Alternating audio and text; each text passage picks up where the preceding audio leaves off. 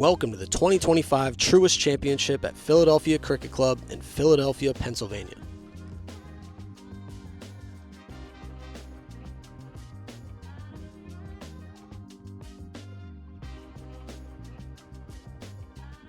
With some early week rain and more wet weather in the forecast for later in the week, the course may play soft, but either way, it remains drenched in beauty and history.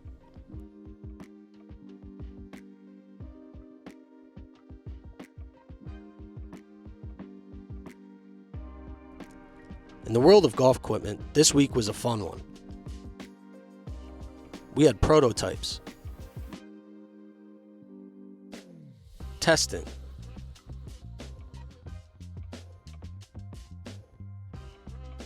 and a long gear talk with Adam Scott. But first, to the news.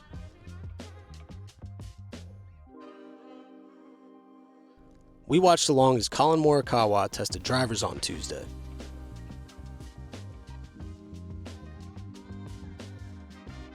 And then again on Wednesday. And word from on site is that he may even be considering putting a 9-wood into play this week in place of his 4-iron. On Thursday, we'll know what he decides. In other testing news, Hideki Matsuyama spent hours on the green this week testing out custom Scotty Cameron, Odyssey, and Toulon putters. In the GolfWRX forums, legendary photographer Greg Moore captured in-hand shots of all the putters he was testing.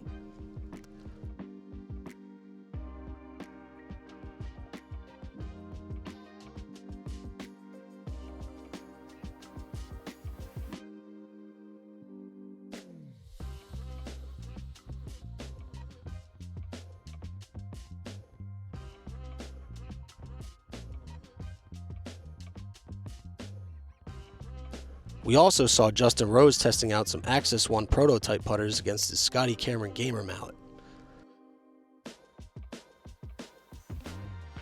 Time will tell which one he goes with. In other Rose news, we got a great in-hand look at his 7-iron.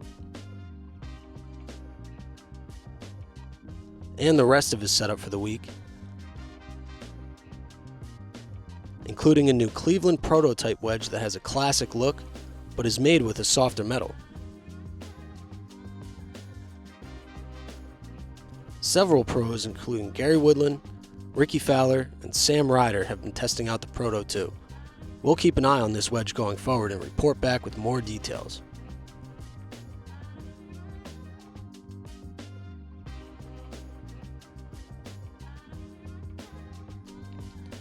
On the Odyssey truck, we checked out these Japan-only giraffe beam putters with extra long necks, as their names suggest.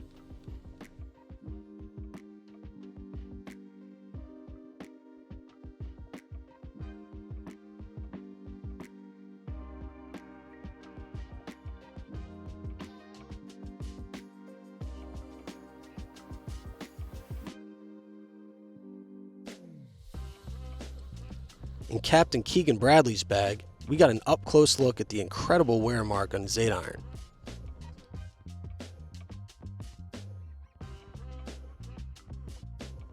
And a look at his driver.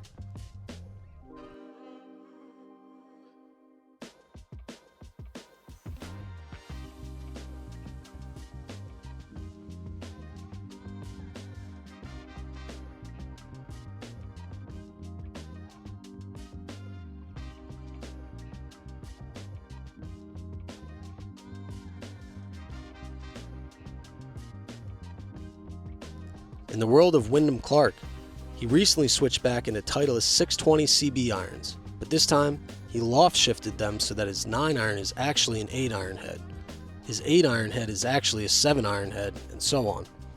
According to Titleist, he wanted the loft and spin of his previous T100s combined with the look of the 620 CB profile. The lead tape on the back helped get him the proper swing weights.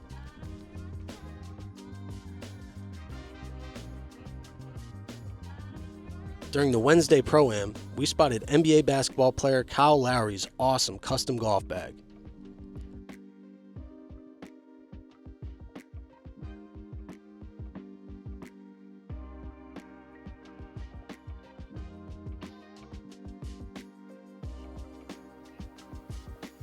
and former NFL football player Jason Kelsey's classic putter.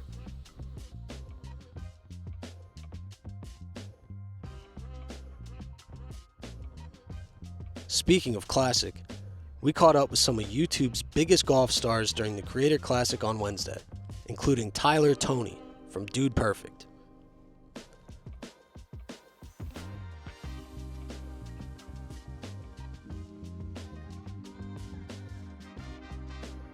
Good.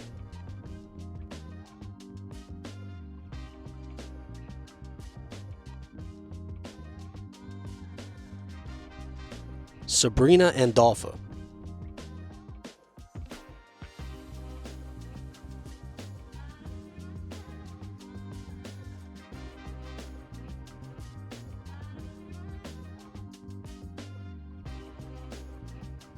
Marquez Brownlee.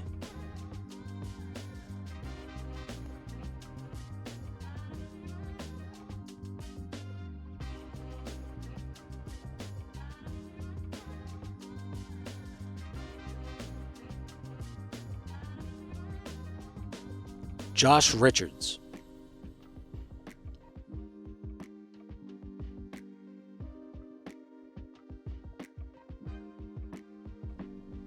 And Paige Spiranek.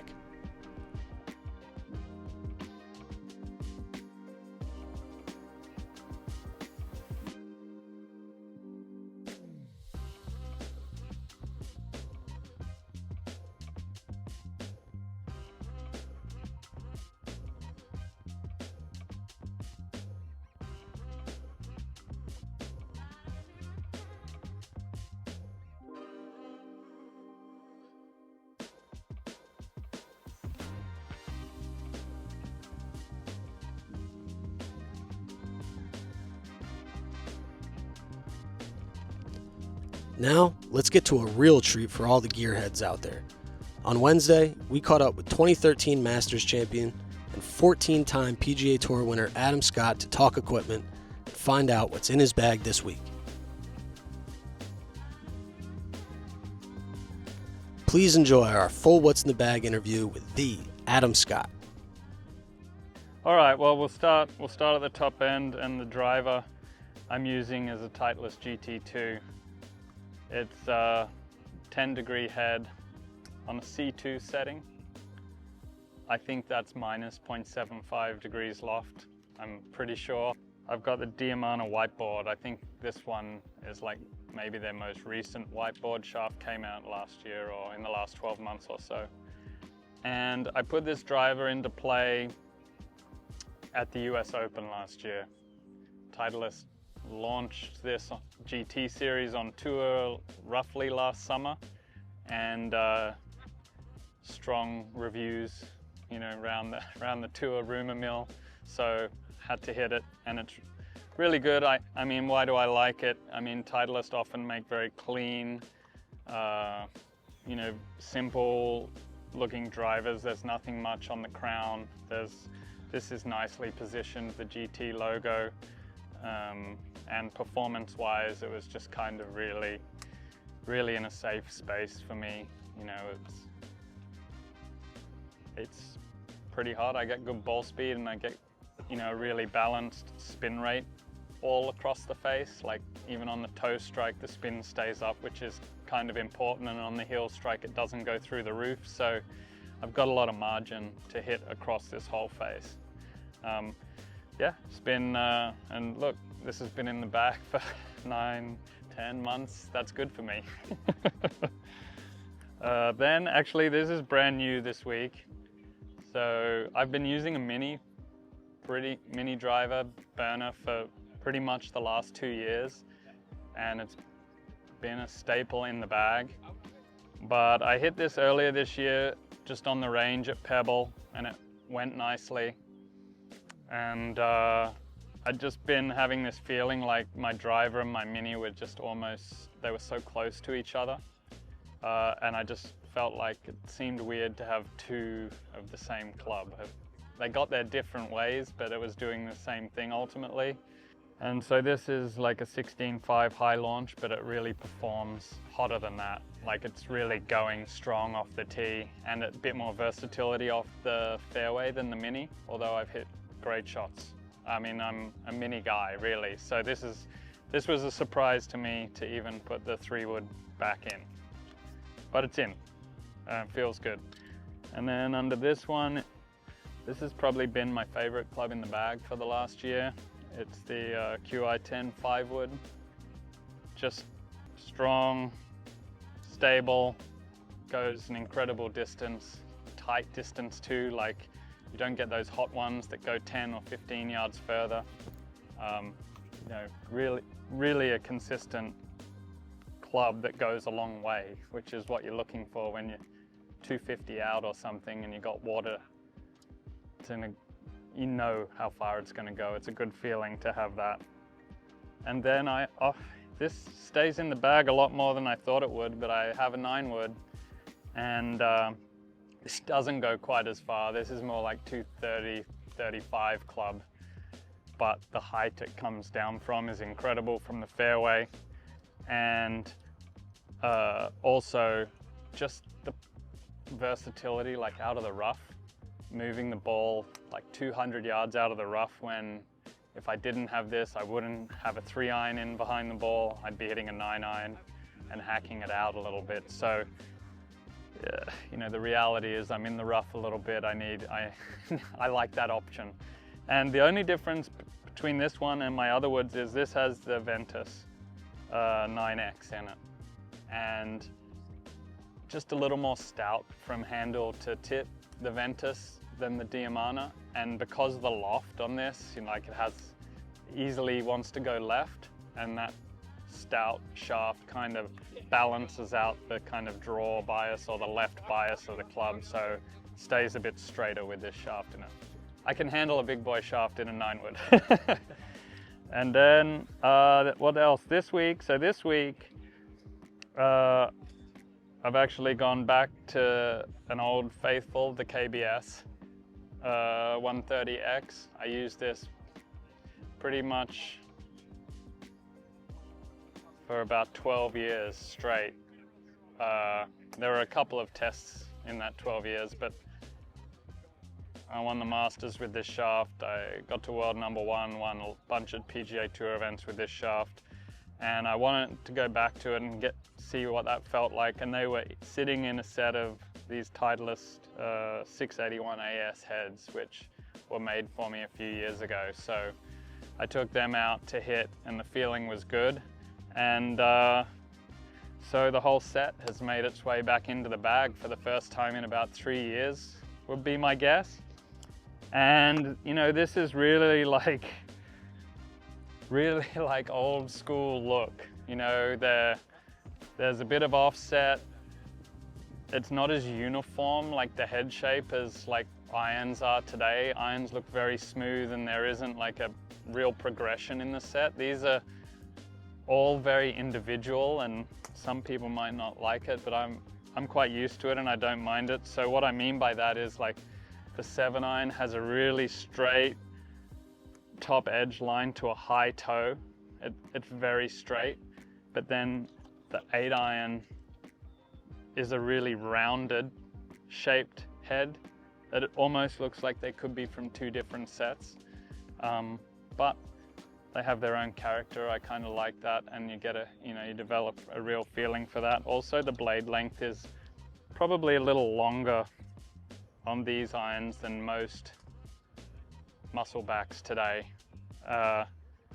And for me, again, like with offset, which I like, and that long blade length, I think the release pattern of the club really matches. That's how I grew up, so it's kind of matches my DNA of my swing, and there's a comfort feeling with that longer blade length and how the club closes down or squares up, hopefully. So that's a familiar feeling, so we'll see how that goes this week. And then I've always been a Vokey wedge guy, 48 in the pitching wedge, and I put the KBS in this one. And this is actually an SM9, so I haven't moved into the 10 with that. But But I have with the other two, 54 is then my sand, I call it a sand wedge, but gap wedge. Pretty standard 10-degree bounce, versatile. But this has an S400, sorry. So very similar to the KBS, I'd say. The S4 in weight and feel, but for some reason I've always kind of stuck with the dynamic gold in the wedges, just what I know, and you know, nice feel. So then my 60 is an AD Plus, which is like this modified M grind done by Aaron Dill, who's the master. This is actually an SM10 also. And the only thing I add to it is I get him to like hook this area of the club a little bit, grind it in so it hooks into the hosel a bit, and it kind of fakes a little offset look. It's not super offset, but it looks like it is. I mean, if you really wanted to picture what this looks like, it'd be more like a less extreme version of like a Ping I2 lob wedge, like that has this offset and a hook up into the hosel, and this is like very subtle version of that. But when I put it on the ground, it sits better for me for some reason.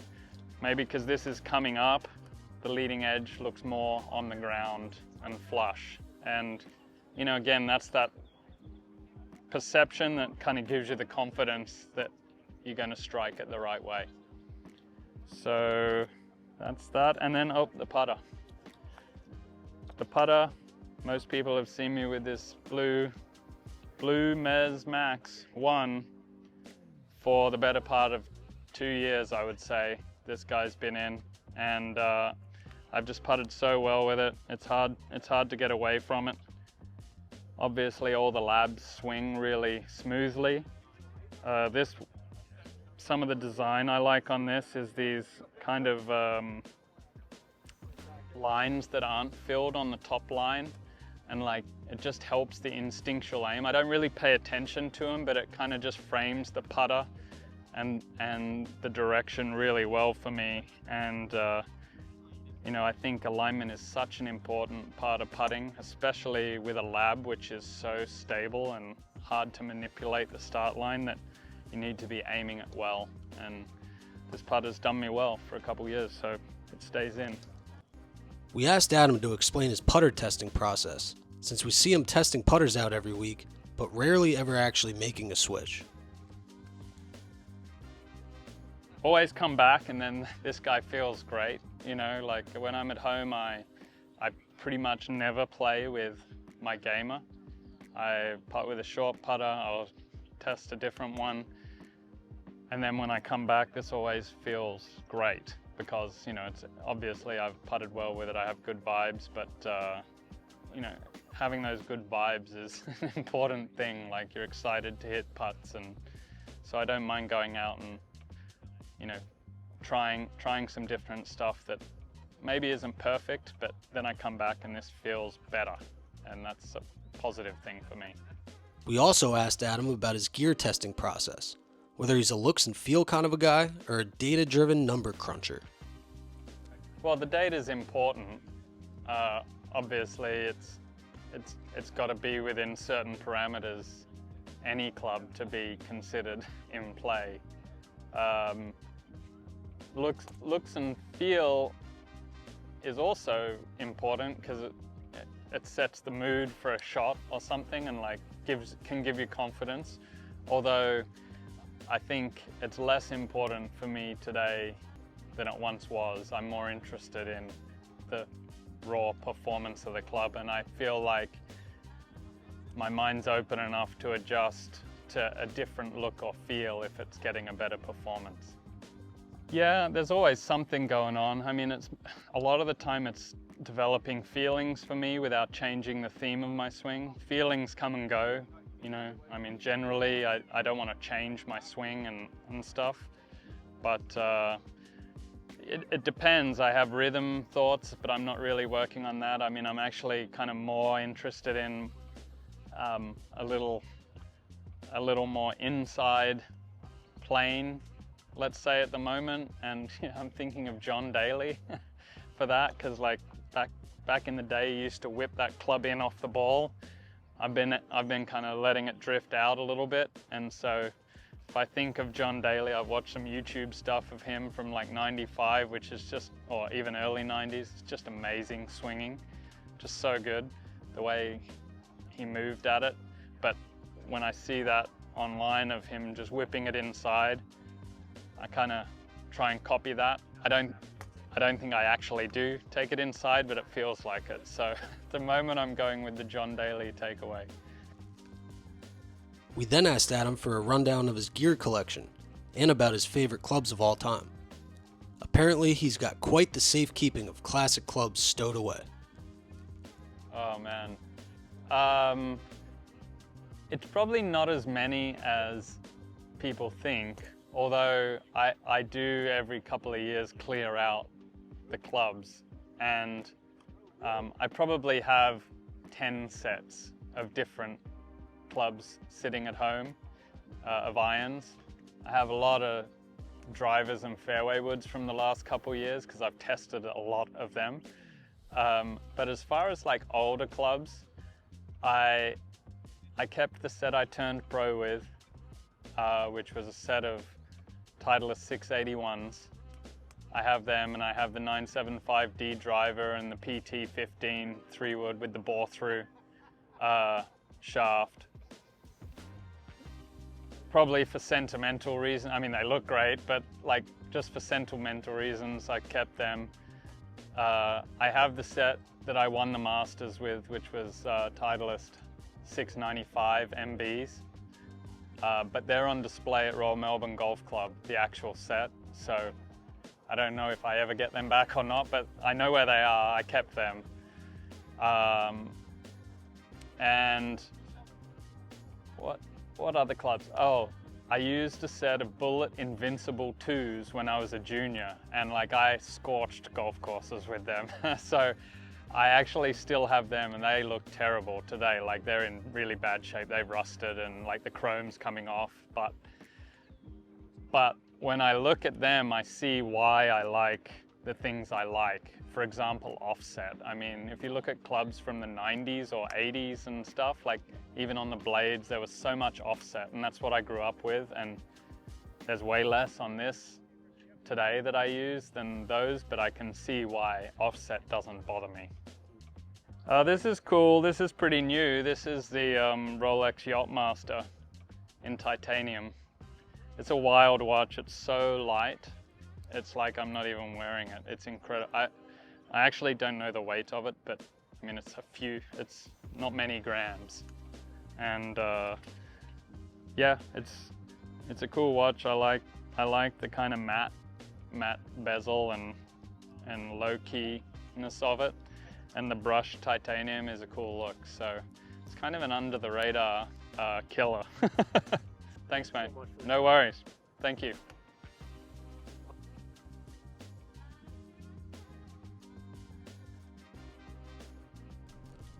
And with that, unfortunately, we say goodbye to Philly Cricket Club and the Truist Championship. We'll see you next time on GolfWRX.com's video series, Inside the Ropes.